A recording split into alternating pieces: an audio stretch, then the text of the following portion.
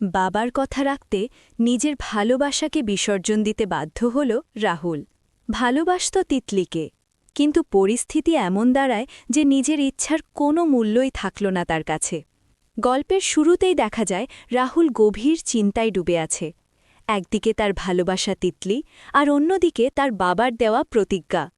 বহু বছর আগে রাহুলের বাবা রাহির বাবাকে কথা দিয়েছিলেন একদিন তাদের ছেলেমেয়ের বিয়ে হবে।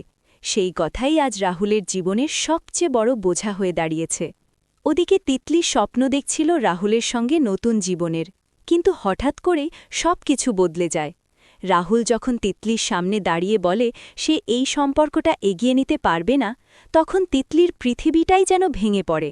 অন্যদিকে রাহিও এই বিয়েতে খুব একটা খুশি নয়। সে বুঝতে পারে রাহুলের মনে অন্য কেউ আছে।